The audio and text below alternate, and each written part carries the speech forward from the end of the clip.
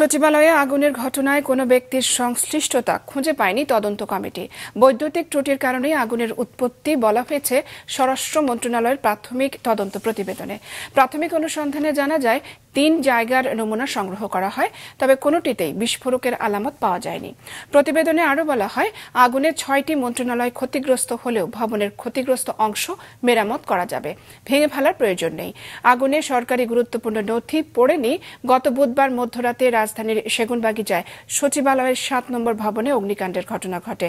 খবর পেয়ে প্রথমে ফায়ার সার্ভিসের ৮টি ইউনিট আগুন নিয়ন্ত্রণে কাজ শুরু করলেও পরে আরও 10টি ইউনিট যুক্ত হয়। সকলে মিলে একত্রে আমরা একটা বিষয়ে একমত হয়েছি যে এটি একটি লুজ কানেকশনের কারণে ইলেকট্রিসিটি থেকে আগুনটার উৎপত্তি হয়েছে।